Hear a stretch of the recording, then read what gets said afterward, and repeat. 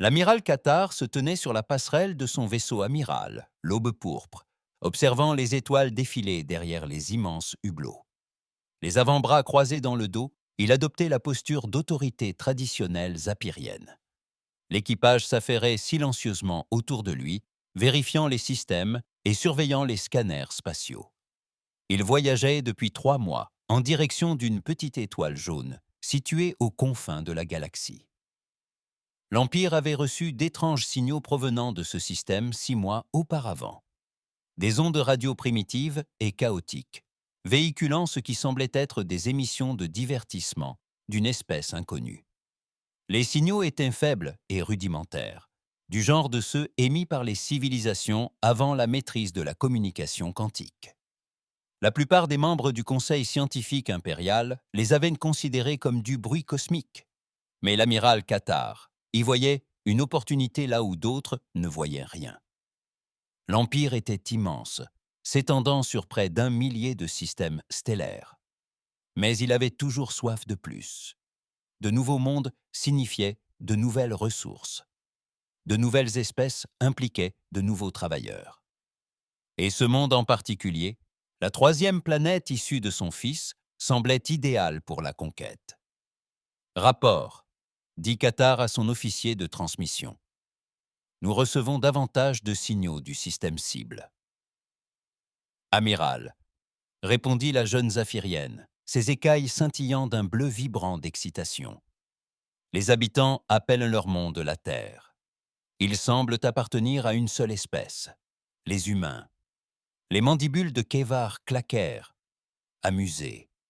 Des humains. Que savons-nous d'eux? L'officier de communication toucha sa console, faisant apparaître un affichage holographique. Des images clignotèrent dans l'air au-dessus du pont.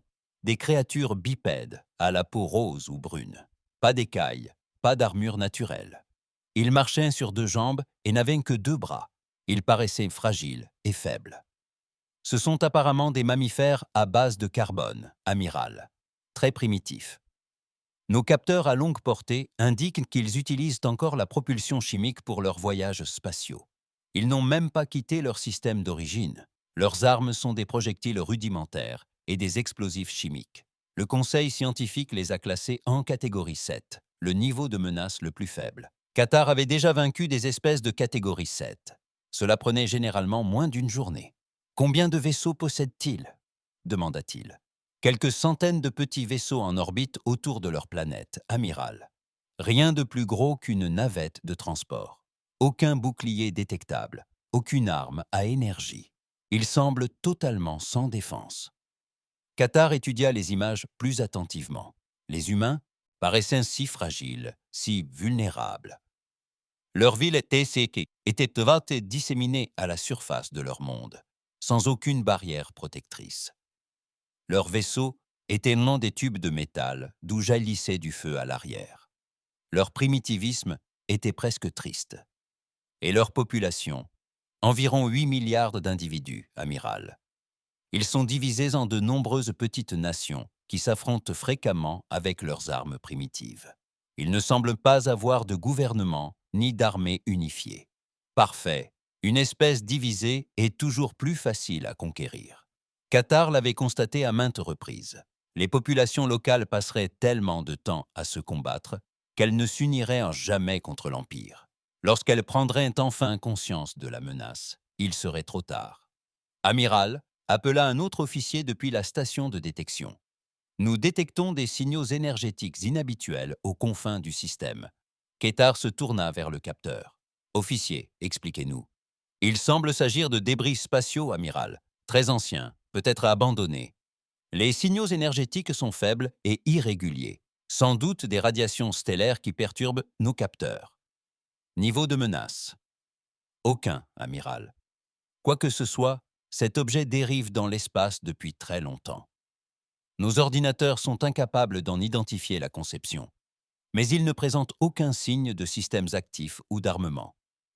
Kitvar rejeta le rapport d'un geste de la main. Chaque système était entouré de vieux débris flottants, astéroïdes, comètes éteintes, vestiges d'anciennes civilisations oubliées. La galaxie était pleine de débris, Dans combien de temps atteindrons-nous le système cible? 18 heures, amiral. Bien. Transmettez un message au reste de la flotte. Cette conquête servira d'exemple aux autres mondes de ce secteur. Je veux que chaque vaisseau enregistre tout. Une fois ces humains exterminés, les systèmes voisins verront ce qui arrive aux espèces qui résistent à l'Empire.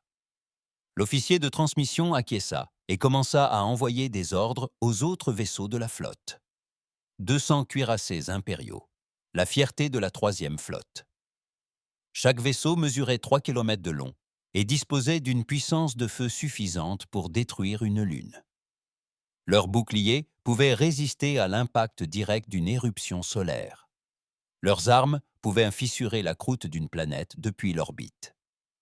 Et ils allaient affronter une espèce qui utilisait encore la poudre à canon. Kétar s'accorda un instant de satisfaction. Ce serait la conquête la plus facile de sa carrière. Les humains se rendraient immédiatement à la vue de la flotte impériale. Ils vénéreraient probablement l'Empire comme des dieux.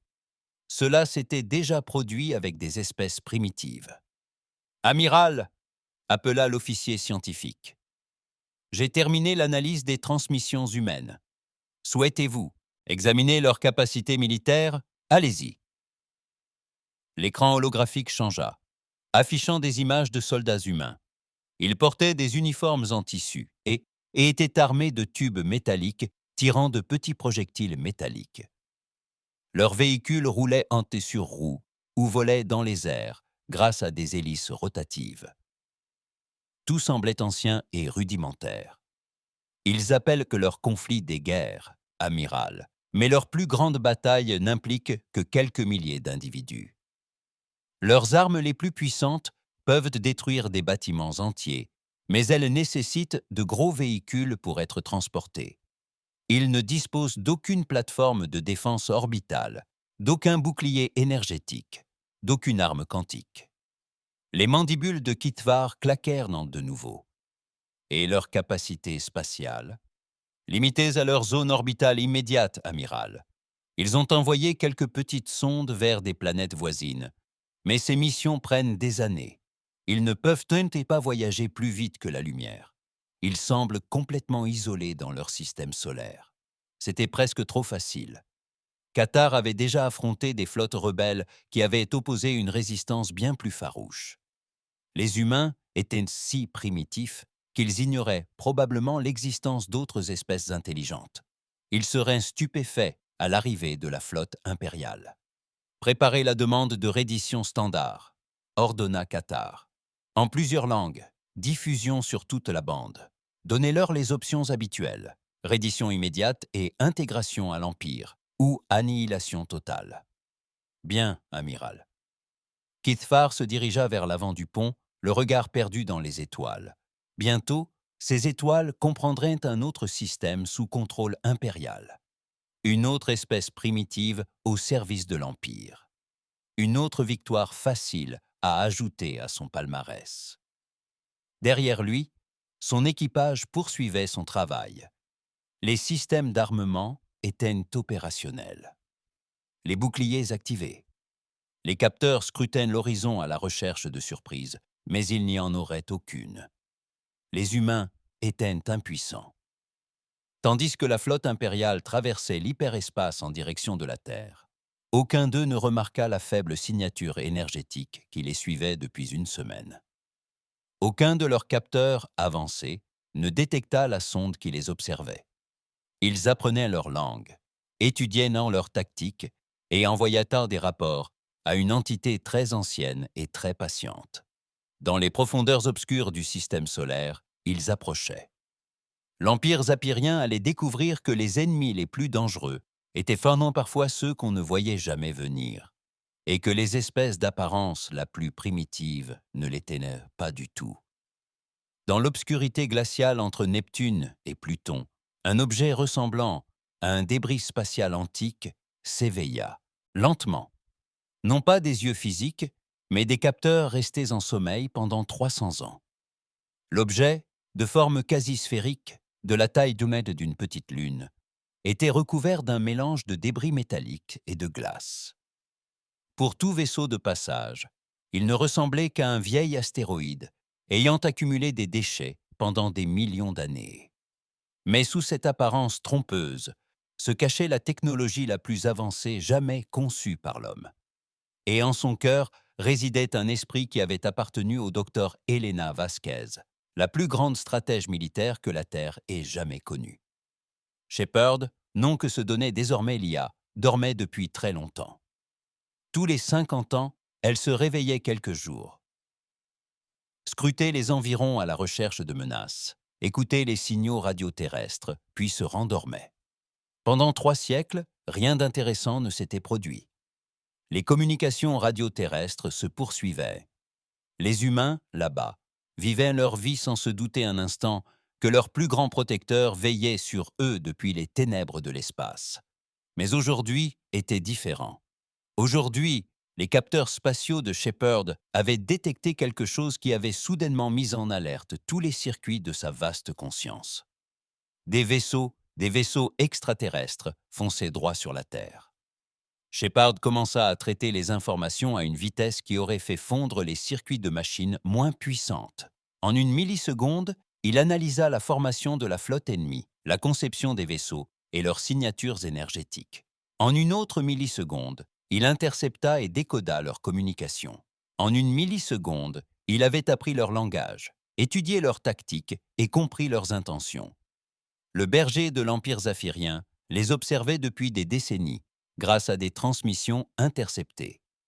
Une structure de puissance galactique typique, vaste, agressive et persuadée de sa propre supériorité. Ils avaient été conquis des centaines de mondes par la force et la terreur. Leur procédure habituelle était simple. Arriver avec une puissance de feu massive, exiger la reddition, puis réduire la population en esclavage ou l'exterminer complètement. Mais ce qui faisait vibrer les circuits de Shepard d'une sorte de colère, c'était ce que l'Empire pensait de l'humanité.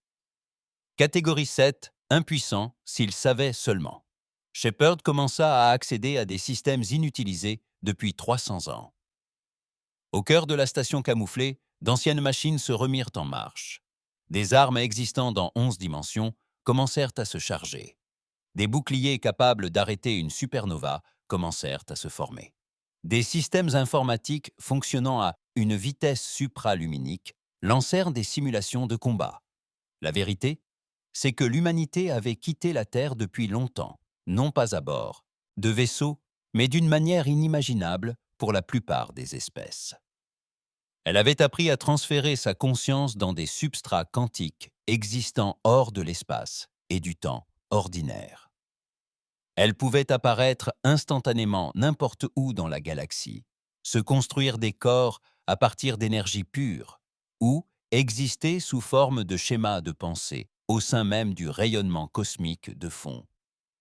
Mais ils avaient laissé la Terre intacte, comme un don à l'univers. Un monde magnifique où d'autres espèces pourraient évoluer et prospérer.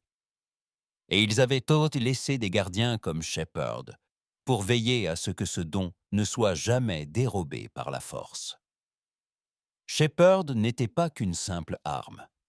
C'était une bibliothèque renfermant l'intégralité du savoir de la civilisation humaine. Chaque livre écrit, chaque chanson chantée, chaque découverte scientifique réalisée, portait en elle les souvenirs de milliards d'êtres humains qui avaient choisi de transférer leur conscience avant de rejoindre des dimensions d'existence supérieures. Et chacun de ces souvenirs réclamait justice. Shepard a étendu ses capteurs à travers tout le système solaire, recensant tout ce que les Apiriens pourraient cibler. La population terrestre avait atteint 8 milliards d'âmes, vivant dans une ignorance béate des enjeux politiques galactiques. Des progrès avaient été accomplis depuis le dernier contrôle de Shepard. Une énergie plus propre, une médecine plus performante, et les prémices d'une véritable intelligence artificielle. Dans quelques siècles, ils pourraient découvrir par eux-mêmes la technologie dimensionnelle. Ils méritent cette chance. Shepard commença à déployer des contre-mesures indétectables par les Apériens. Des sondes microscopiques capables de traverser la matière furent quand lancées vers la flotte qui approchait. Des réseaux d'intrication quantique reliaient tous les systèmes majeurs du système solaire terrestre. des champs de manipulation gravitationnelle commencèrent à se former en des points stratégiques de l'espace environnant. Les Aphiriens pensaient approcher d'un monde sans défense, protégé par des fusées primitives et des explosifs chimiques. En réalité, ils s'approchaient d'un piège qui attendait depuis 300 ans qu'un individu assez stupide pour menacer la Terre. Shepard étudia la flotte ennemie avec plus d'attention. 200 cuirassés, chacun transportant environ 50 000 membres d'équipage, de conception impériale standard, blindages lourds, boucliers énergétiques, armes à plasma et bombes à fusion. Impressionnant à l'échelle galactique, mais totalement inefficace face à la technologie humaine. Pourtant, Shepard n'était pas cruel. La conscience transférée du docteur Elena Vasquez se souvenait encore de ce que c'était que d'être humaine. Elle se souvenait de la compassion, de la miséricorde et de la valeur de la vie, même de la vie étrangère. Alors Shepard commença à composer un message d'avertissement en Zapérion parfait haut, utilisant des expressions idiomatiques et des références culturelles qui montreraient clairement qu'il ne s'agissait pas d'un programme de traduction primitif. Le message serait poli, ferme et parfaitement clair quant aux conséquences d'une agression persistante. La plupart des espèces, confrontées à un avertissement provenant d'une technologie qu'elles ne pouvaient not comprendre, se retireraient et reconsidéreraient leur position. Shepard espérait que les Apirans seraient assez intelligents pour faire de même. Mais au cas où ils ne le seraient pas, il commença à se préparer à la guerre. La première étape consista à analyser tous les renseignements recueillis au fil des ans sur la technologie aérienne. Leurs vaisseaux utilisaient des réacteurs à fusion classique pour leur énergie. Leurs boucliers fonctionnaient à des fréquences énergétiques prévisibles. Leurs armes reposaient sur les principes fondamentaux de la physique des plasmas. Leurs ordinateurs utilisaient un traitement quantique avancé pour l'époque, mais d'une simplicité risible comparée à la technologie humaine. Shepard pouvait neutraliser toute leur flotte sans tirer un seul coup de feu. Il pouvait pirater leurs ordinateurs, couper leurs moteurs et les laisser dériver sans défense dans l'espace. Il pouvait les piéger dans des dimensions parallèles où le temps s'écoulait différemment. Cela pourrait retourner leurs propres armes contre eux ou simplement rendre leurs vaisseaux inopérants. Mais si les Aphiriens choisissaient d'attaquer la Terre, Shepard ferait bien plus que les neutraliser. Il s'assurerait que toute la galaxie comprenne le sort réservé aux espèces qui menacent les protectorats humains. Tandis que la flotte impériale poursuivait son approche, Shepard envoya un dernier signal à ses homologues à travers la galaxie. Des stations similaires, camouflées en débris spatiaux ou dissimulées dans des champs d'astéroïdes, protégeaient d'autres mondes que l'humanité avait jugés dignes d'être préservés. Le message était clair. Le niveau de menace potentielle a été relevé. Tenez-vous prêt à une éventuelle activation. À travers la galaxie, 47 autres stations ont commencé à activer leur système de défense. L'Empire zaphirien allait découvrir qu'il existait dans l'univers des choses bien plus dangereuses que ses canons à plasma et ses bombes à fusion. Il allait rencontrer les gardiens pacifiques d'une civilisation disparue qui avait transcendé le besoin de conquête, mais n'avait jamais oublié comment faire la guerre. Shepard reprit son déguisement et attendit. La flotte qui approchait disposait de 18 heures avant d'atteindre la Terre. 18 heures pour que leurs commandants reprennent leurs esprits et changent de cap. 18 heures pour que les Apiriens choisissent entre sagesse et catastrophe. Shepard espérait qu'il ferait le bon choix, mais il était préparé à toute éventualité. L'amiral Cathar se tenait sur sa passerelle lorsque la flotte impériale sortit de l'hyperespace aux confins du système terrestre. Devant lui s'étendait un spectacle qui emplit son cœur de guerrier d'une profonde satisfaction. Une étoile jaune solitaire, autour de laquelle orbitaient plusieurs petites planètes, sans la moindre trace de flotte de défense. Rapport des capteurs, ordonna-t-il. La troisième planète révèle d'importants centres de population. Amiral, répondit son officier scientifique, environ 8 milliards de formes de vie concentrées dans les zones urbaines des continents. Aucune plateforme de défense orbitale détectée, Aucun vaisseau militaire au-delà des navettes en orbite basse. Les mandibules de Kithvar claquèrent d'amusement. Les humains n'avaient même pas pris la peine d'envoyer des vaisseaux enquêter sur l'arrivée de 200 cuirassés impériaux. Ils étaient soit incroyablement stupides, soit complètement incompétents. Probablement les deux, monsieur, interrompit l'officier de communication. Nous recevons une transmission du système. Elle semble nous être adressée. De la Terre? Non, amiral.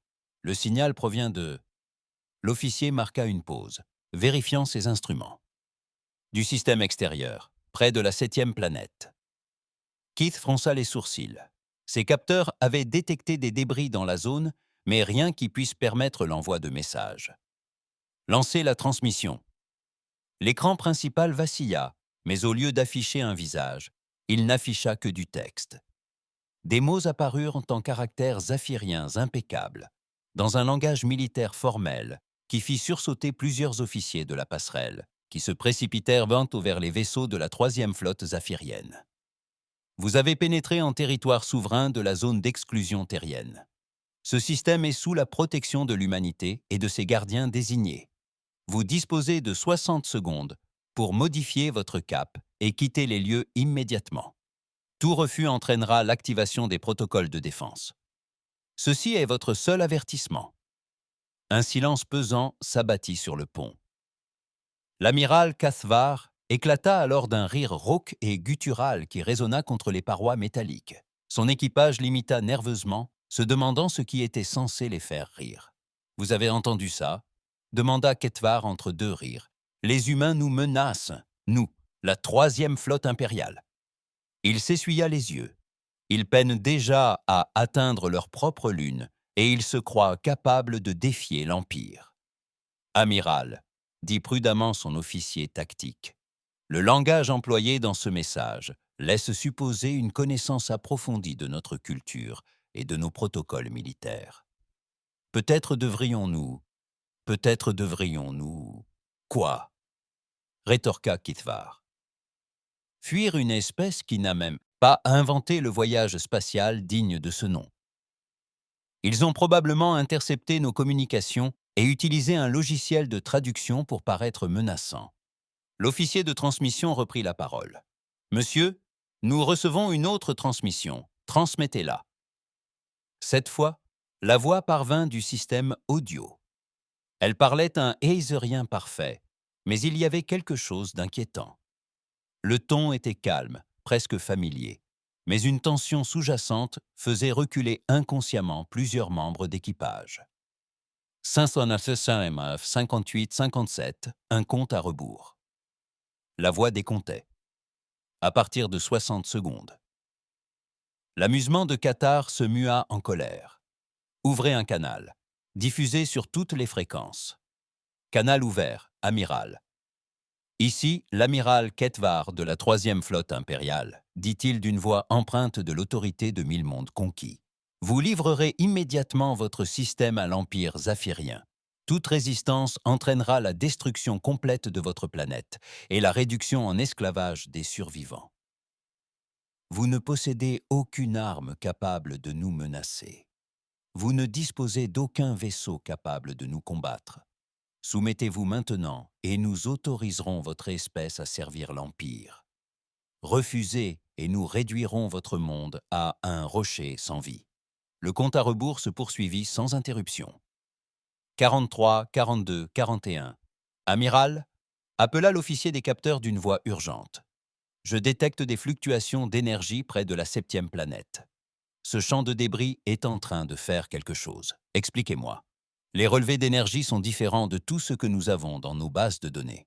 Monsieur, quoi que ce soit là-bas, ça se met en marche. Keith examina son écran tactique. Le champ de débris était exactement le même qu'auparavant. Des morceaux de métal et de glace dérivant dans l'espace. Mais ces instruments affichaient des niveaux d'énergie impossibles pour un objet de cette taille. « Monsieur », dit l'officier de transmission, la voix légèrement tremblante. La voix parle maintenant plusieurs langues simultanément. Je perçois des transmissions en alteran, en voran, et même dans d'anciens dialectes du Creed. Elle s'adresse à chaque membre d'équipage dans sa langue maternelle. c'était impossible. L'Empire utilisait des dizaines d'espèces différentes, chacune avec sa propre langue et sa propre culture. Aucun système de traduction ne pouvait gérer autant de langues simultanément, surtout pas des langues disparues depuis des siècles. « Amiral, des ordres !» demanda l'officier tactiqué. Keith jeta un coup d'œil autour de sa passerelle. Son équipage le fixait, attendant ses instructions.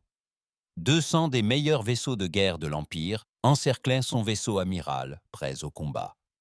Et quelque part dans l'obscurité, près de la 7e planète, un compte à rebours se faisait entendre.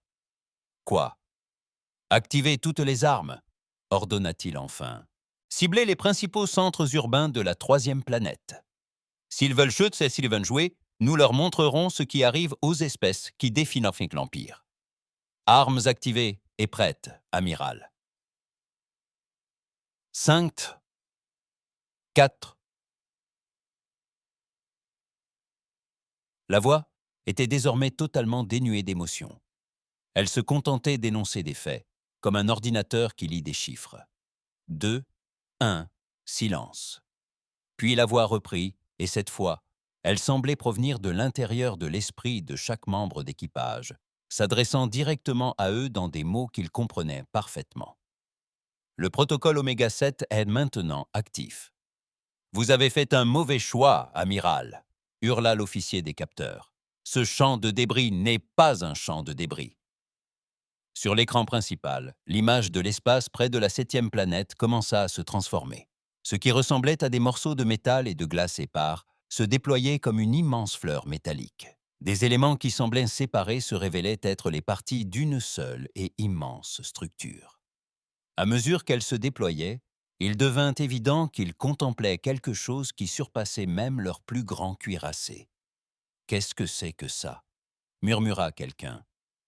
La structure finit de se déployer, révélant une sphère recouverte de motifs géométriques si insoutenables qu'il était douloureux de les regarder directement. Il mesurait facilement 50 km de diamètre et semblait agir sur l'espace environnant. Les étoiles se courbaient. La lumière se déplaçait dans des directions défiant les lois de la physique, et la réalité elle-même paraissait se tordre. « Les relevés d'énergie sont hors échelle, amiral », rapporta l'officier scientifique. « Cette chose génère plus d'énergie que toute notre flotte réunie. »« Feu à volonté !» cria Kate. « Détruisez-la avant qu'elle n'attaque !» 200 cuirassés impériaux firent un au feu à l'unisson. Rayons plasma capables de faire fondre des montagnes. Missiles à fusion pouvant fissurer des continents et armes à particules capables de fendre les atomes. Tous convergeaient vers la mystérieuse sphère. Aucune n'atteignit sa cible. Les armes s'évanouirent tout simplement à l'approche de la sphère, disparaissant dans des replis de l'espace qui s'ouvrirent bas pour les engloutir. Certains rayons semblaient en faire demi-tour et retourner vers leur point d'origine avant de disparaître. D'autres paraissaient traverser la sphère sans la moindre incidence. « Impossible », murmura Qatar. Puis la sphère se mit à se déplacer vers eux, non pas à travers l'espace, mais à travers des dimensions que les capteurs de l'Empire ne pouvaient même pas détecter. Alors qu'il se déplaçait, il reprit la parole, et cette fois sa voix résonna simultanément sur tous les canaux de communication de la flotte. « Je suis Shepard, gardien de la Terre et protecteur de l'héritage de l'humanité. Vous aviez été prévenu. Vous avez choisi l'agression plutôt que la sagesse. Vous allez maintenant comprendre pourquoi c'était une erreur. » L'amiral Qatar observait ses écrans de capteurs avec une horreur grandissante, tandis que les relevés affichaient des choses impossibles. La sphère ne se contentait pas de se déplacer dans l'espace. Elle réécrivait les lois fondamentales de la physique au fur et à mesure de son voyage et fonçait droit sur sa flotte. Ce qui allait suivre resterait gravé dans les mémoires de toute la galaxie, comme le jour où la physique décida de prendre des vacances. Shepard utilisa une technologie existant dans des dimensions que les Zéphiriens n'avaient jamais imaginées.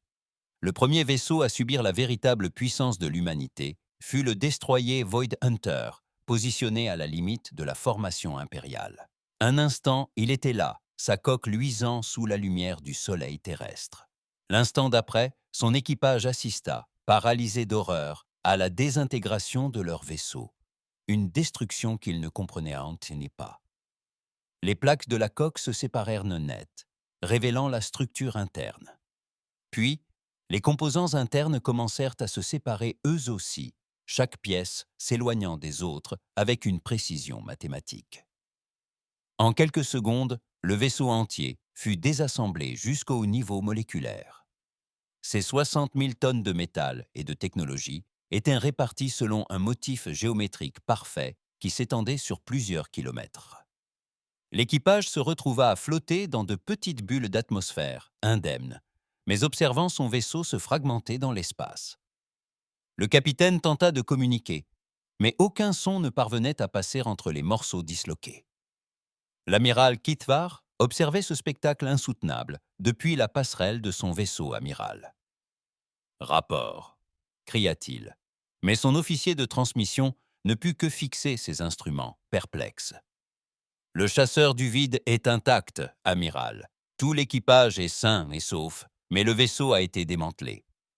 Mes capteurs indiquent que chaque composant flotte séparément, mais reste relié par une sorte de champ énergétique. » Avant que Qatar ne puisse répondre, un autre vaisseau subit un sort différent. Le croiseur lourd Iron Fist s'évapora tout simplement. Ni détruit, ni désintégré. Il était là un instant, et l'instant d'après, il n'y avait plus rien, ne laissant derrière lui qu'un espace vide à l'emplacement d'un vaisseau de guerre de 3 km. « Où est-il passé ?» demanda Keith. « Inconnu, amiral. Il a tout simplement cessé d'exister dans notre dimension. » De toute la flotte, des rapports paniqués inondèrent les canaux de communication. Le cuirassé Starcrusher était enfermé dans ce qui semblait être une coque transparente. L'équipage continuait ses activités normalement à l'intérieur, tandis que l'obus dérivait à une vitesse fulgurante, s'éloignant du champ de bataille.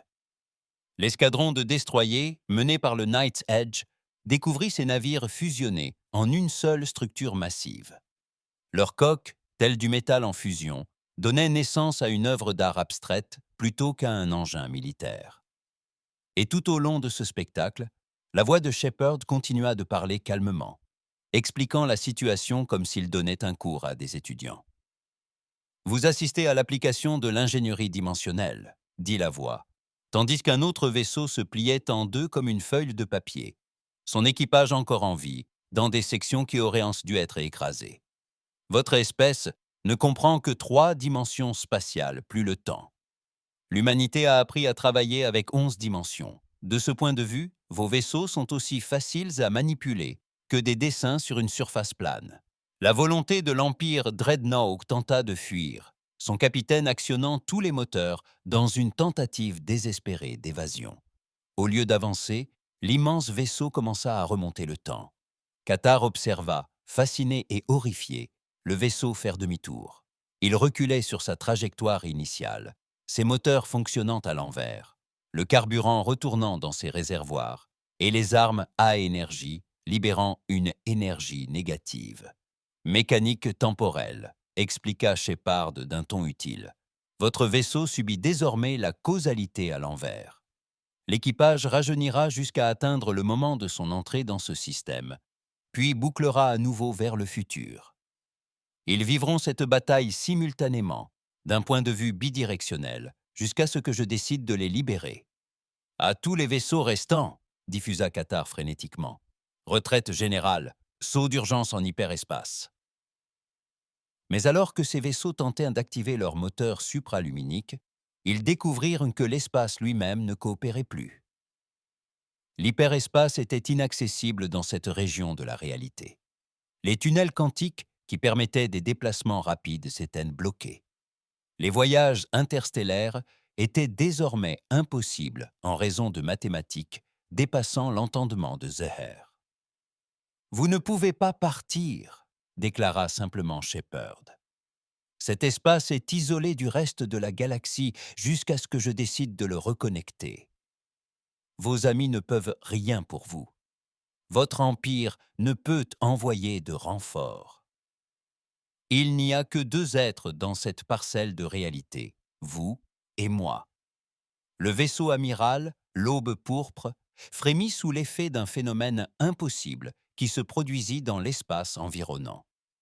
Le vaisseau s'étira, s'allongeant et s'affinant jusqu'à ressembler à un ruban métallique flottant dans l'espace. L'équipage se retrouva dispersé le long de ce ruban, chacun occupant sa position initiale par rapport aux autres. Mais à présent, le pont se trouvait à plusieurs kilomètres de la salle des machines. « Amiral !» s'écria l'officier tactique, sa voix parvenant malgré la distance à Qatar. « Rien ne fonctionne. Nos armes traversent les cibles sans les atteindre. Nos boucliers protègent l'ennemi au lieu de nous. Nos ordinateurs calculent que nous gagnons une bataille que nous sommes manifestement en train de perdre. » Qatar jeta un coup d'œil à son écran tactique et sentit sa raison vaciller. L'écran montrait que sa flotte était intacte et remportait une victoire décisive contre un ennemi inexistant. Mais à travers les hublots, il voyait ses vaisseaux se faire manipuler comme des jouets par une intelligence artificielle, d'une sophistication inconcevable. Certains vaisseaux avaient été retournés comme des gants, leurs ouvertures formant désormais les espaces intérieurs, tandis que les compartiments de l'équipage étaient exposés au vide spatial. L'équipage demeurait parfaitement en sécurité à l'intérieur de champs de force dont l'existence était en théorie impossible.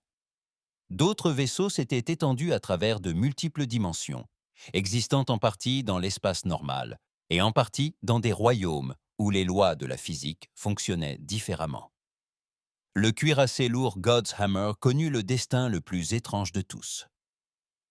Shepard s'introduisit dans les systèmes informatiques du vaisseau et commença à réécrire les constantes fondamentales de la physique utilisées pour les calculs. Peu à peu, l'équipage vit leurs instruments indiquer que la gravité était désormais répulsive au lieu d'attractive. La lumière semblait se déplacer à rebours et l'énergie circulait des objets froids vers les objets chauds. Le vaisseau se mit à fonctionner selon ces lois impossibles. Ses moteurs, propulsés dans le vide, atteignirent une accélération fulgurante. Ses armes projetaient des faisceaux d'obscurité qui illuminaient les cibles en les privant de lumière. L'équipage constata que sa température augmentait au contact d'objets froids et diminuait à l'approche de sources de chaleur. « Ceci est une démonstration », expliqua Shepard, tandis que le spectacle défiant les lois de la réalité se poursuivait.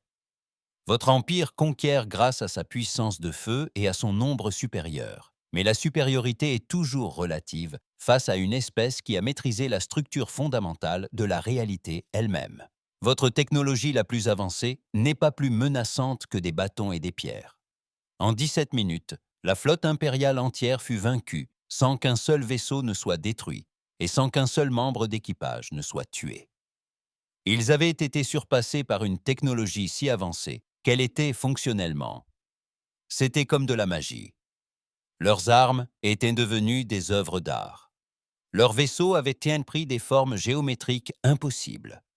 Leur compréhension de la physique avait été corrigée avec tact mais fermeté. Et dans tout le système solaire, chaque appareil de communication capable de recevoir des signaux enregistrait tout. Shepard s'était assuré que la démonstration soit diffusée non seulement à l'Empire, mais à toutes les civilisations, à l'écoute dans un rayon de 100 années-lumière. La galaxie observait le puissant empire zapérien apprendre à ses dépens ce qui arrivait lorsqu'on sous-estimait une espèce qu'on croyait primitive.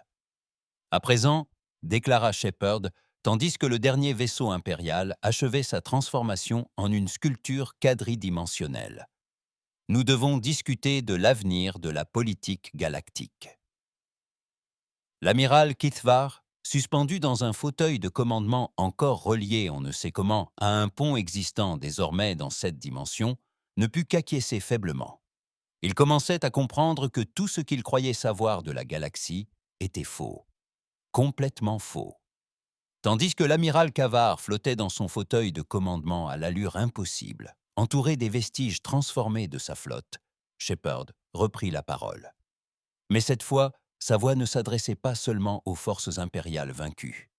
Elle résonnait à travers une galaxie entière grâce à des réseaux d'intrication quantique, atteignant chaque monde civilisé à 1000 années-lumière. « Ô peuple de la galaxie, prenez conscience !» s'exclama Shepard.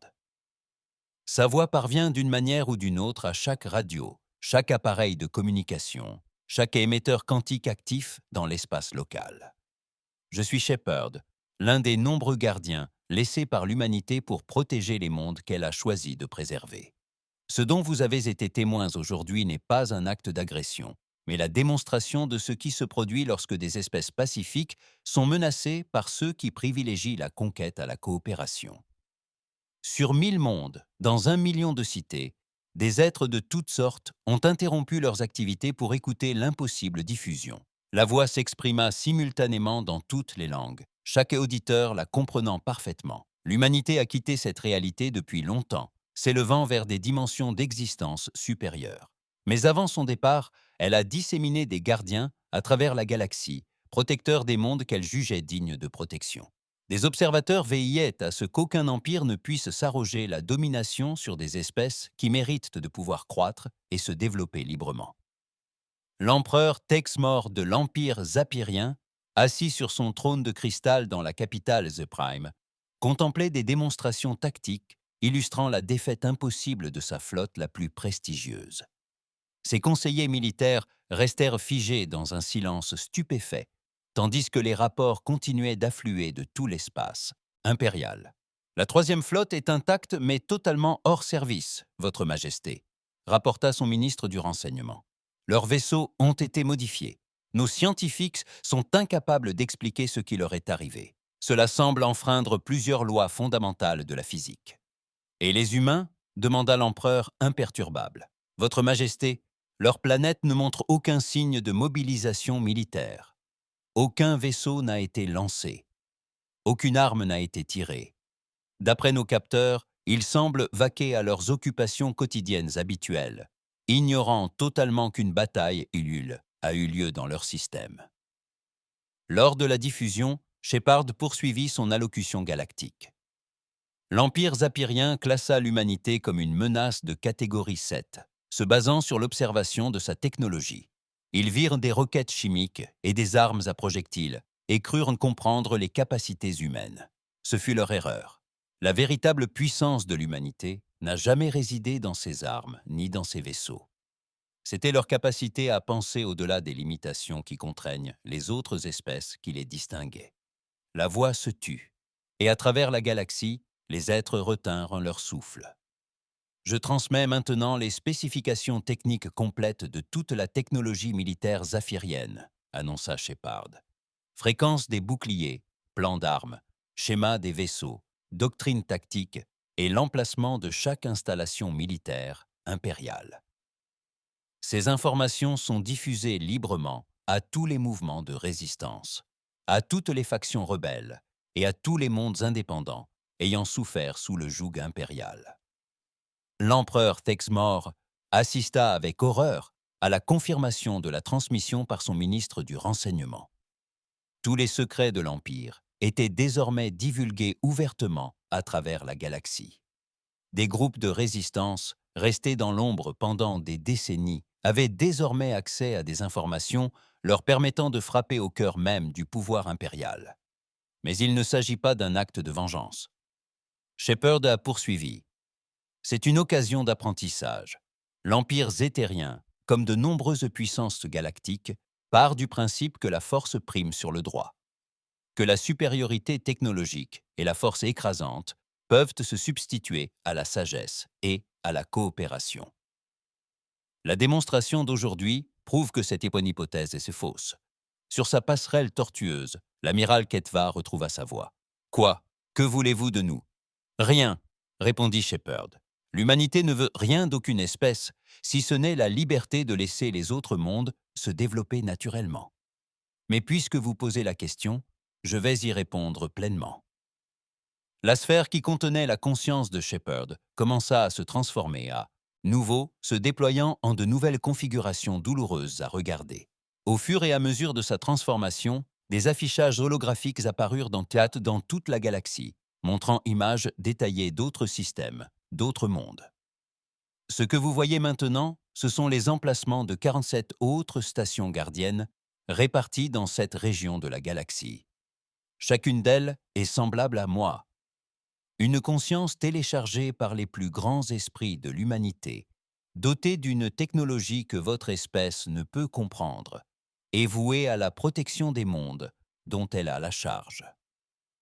Les images révélaient des systèmes connus de toutes les puissances galactiques, des routes commerciales cruciales, des positions militaires stratégiques, des mondes riches en ressources que les empires s'étaient disputés pendant des millénaires. Et dans chaque système, dissimulé parmi les astéroïdes ou camouflé en débris spatiaux, se trouvait une sphère identique à celle qui venait de détruire la flotte impériale. Pendant 300 ans, vos vaisseaux sont passés à portée de détection de ces gardiens sans les repérer, expliqua Shepard. Vos empires ont mené des guerres dans des systèmes où les protecteurs de l'humanité observaient en silence, tapis dans l'ombre. Vous avez bâti vos civilisations en croyant être maître de votre destin, sans jamais réaliser que vous étiez observé par des intelligences capables de mettre fin à votre existence d'un simple claquement de doigts. L'empereur Texmor sentit ses jambes flancher. Il s'affala sur son trône, les yeux rivés sur les écrans tactiques qui révélaient que son empire était entièrement encerclé par des géants endormis. Chaque système impérial majeur abritait l'un de ses gardiens à proximité. Ses forces armées étaient, à leur insu, sous l'observation d'entités capables de détruire des flottes entières sans le moindre effort. Mais l'humanité n'aspire pas à dominer la galaxie, poursuivit Shepard. Sa voix exprimait à la fois une puissance immense et une douce compassion. Ils s'élevèrent au-delà du besoin de domination physique.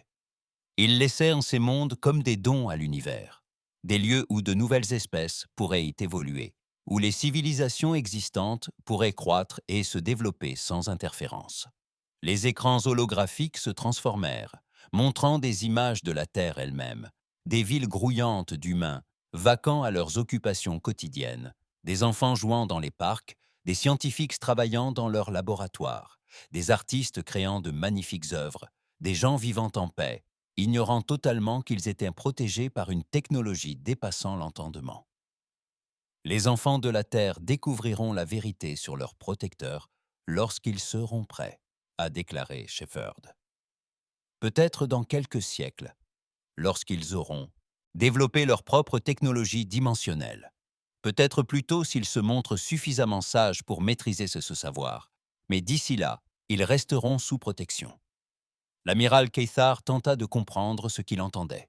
« Vous dites que l'humanité nous a observés, que nous avons tous appris de vous. » Shepard corrigea. L'humanité a beaucoup appris durant son séjour dans cette réalité. Elle a appris que l'intelligence revêt de nombreuses formes, que la sagesse peut émerger de toute espèce, et que l'univers devient plus beau lorsque différentes formes d'esprit sont libres d'explorer leur propre potentiel. La sphère se remit en mouvement dans l'espace, s'approchant des vestiges tordus de la flotte impériale. Au fur et à mesure qu'elle avançait, les vaisseaux reprenaient leur configuration normale. Les équipages se retrouvèrent à bord de leurs vaisseaux. Le temps était déplacé. Les vaisseaux retrouvaient en leur cours normal. Les composants séparés se réassemblaient avec une précision parfaite. « Votre flotte retournera saine et sauve dans l'espace impérial », annonça Shepard. « Vos équipages emporteront avec eux des enregistrements complets des événements d'aujourd'hui. La suite dépend entièrement des choix que fera votre empire. » « Quel choix ?» demanda l'empereur Texmor, s'adressant directement à l'entité qui venait de démontrer qu'elle pouvait anéantir sa civilisation sans le moindre effort. « Vous pouvez continuer à tenter de bâtir votre empire par la conquête et la force, » répondit Shepard. « Dans ce cas, vous constaterez que nombre des mondes que vous cherchez à dominer sont protégés par des gardiens comme moi. Ou bien, vous pouvez choisir une autre voie. » « Quelle voie ? » La coopération, le commerce, les échanges culturels. Celle-là même qui a mené l'humanité à la transcendance. La galaxie est assez vaste pour que chaque espèce puisse trouver sa propre voie vers la grandeur, pourvu qu'elle soit assez sage pour privilégier le progrès à la domination. Alors que la flotte impériale se retrouvait soudainement en orbite terrestre normale, Shepard transmit un dernier message qui parvint aux quatre coins de la galaxie. L'humanité invite toute espèce désireuse d'apprendre plutôt que de conquérir à un contact pacifique et à des échanges culturels. Mais attention, toute civilisation qui choisit la voie de l'expansion agressive découvrira que la galaxie est bien plus dangereuse qu'il n'y paraît. Nous ne sommes pas la seule espèce à avoir dépassé votre niveau technologique. Nous sommes tout simplement les plus patients. Le choix vous appartient. Sur Zeph Prime, l'empereur Thexmor examinait des rapports faisant état de rébellions qui éclataient à travers son empire. Des groupes de résistance exploitant les informations techniques fournies par Shepard. Ses conseillers débattaient des ripostes militaires, mais l'empereur connaissait l'Aura Tomasai, vérité. L'empire zaphirien venait de découvrir que tout ce qu'il croyait savoir de la galaxie était faux. Ils n'étaient pas les super prédateurs qu'ils s'imaginaient être. C'étaient des enfants jouant avec des jouets dans un univers peuplé d'êtres si évolués que leur existence était à peine perceptible. Et quelque part aux confins du système solaire, Shepard reprit sa surveillance patiente de la Terre, attendant le jour où les enfants de l'humanité seraient prêts à découvrir la vérité sur leurs origines. La galaxie ne serait plus jamais la même.